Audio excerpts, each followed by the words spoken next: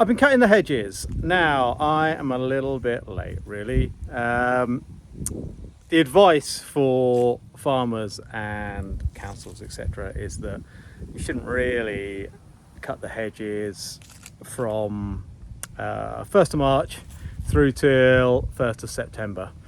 I'm a couple of weeks late. I just wanted to finish it off. I've got a little bit, I had a little bit left. Well, I still got a little bit left to do, but that doesn't matter. But yeah, I wanted to get some of it done anyway. So let's have a look. I should say it's 15th, 16th of March now. So like I say, I'm a little bit late. Oh, and I should also say that in residential gardens, actually, you don't fall under that restriction. You can cut your hedge any time, but I'm just following best practice for wildlife, for nesting birds. Well, I'm sort of following it. Like I say, I'm a couple of weeks over. Okay, let's have a look. The reason I'm cutting these hedges is because of this little terror, Stevie Nicks, our beautiful dog who is very curious and can skate through any hole in the hedge, even when it's super thick. There's the post ready to go in. Some stock fencing. I'm using quite wide stock fencing, 150mm. Hopefully most animals will be able to get through that. We have pheasants and things like that come through. We haven't had any badgers, but I think they could probably get through a little hole like that. So I've cut it back to the trunks there, and I've actually taken it down a little bit as well, just because it was becoming unmanageable without ladders and really hurting my arms with an extended hedge cutter. Now, I don't feel particularly proud of that, because obviously the thicker, wilder, higher hedges and the most species rich, so the more kinds of native plant we got in a hedge, the better. I've got beech, I've got holly, hazel on the other side, the far over beyond that pile of cuttings.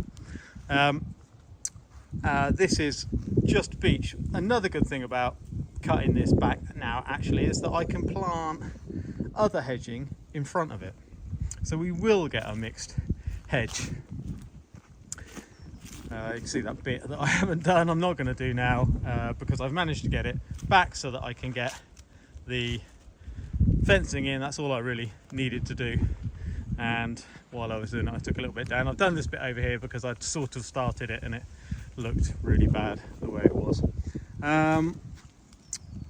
This is what I've done with all the cutting. So from all the way down there, as far as you can see where that bit of fencing is, I've cut that, and I've cut the top of that, and I've cut through here,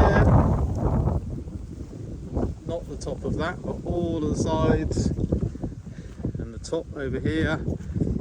Remarkably, all of that, those cuttings have gone into this pile here. Now, you might be thinking, why have you done a ridiculous pile of cut? Why have you put those cuttings in the middle of your garden? Well, two reasons. One, I never take anything out of the garden. I only keep things here. You can see that the trash pile just over there. That's been there a while. It's not really serving any purpose apart from just sort of, you know, letting things rot down, and detritivores will live in there, like beetles, etc., who eat the dead wood. Also a home for hedgehogs, etc. I had one bit of hedgehog poo in my garden once. I'm pretty sure I got it right, but I've never seen a hedgehog or any more evidence of one. We've got a lot of badgers around here, and apparently if you get a lot of badgers you get less hedgehogs. So I've kept this in the garden. I don't want to burn it. I don't burn, so I just find things to do with stuff. I thought, let's make an alternative nesting site. So all those cuttings all the way down there, I've made a nesting site, but not only a nesting site, I've made a little place for the kids who come along and have fun in a little, we have a little forest school here sometimes. And little Dusty's not even quite a year and a half yet, but I thought this might be fun for her as well. I don't know how long it's going to stay here like this, but for as long as it does, I think it's pretty cool. It's nice to sit inside actually. So I'm hoping, obviously, if we do get nests in here, then we're not going to use it as a den. But if we don't get nests in here, then we can have a lot of fun.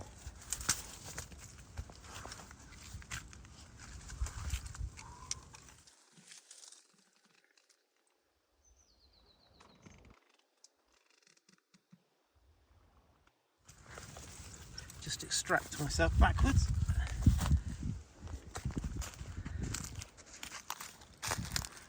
All of the cuttings from the garden, making a lovely alternative nesting site and a bit of fun besides.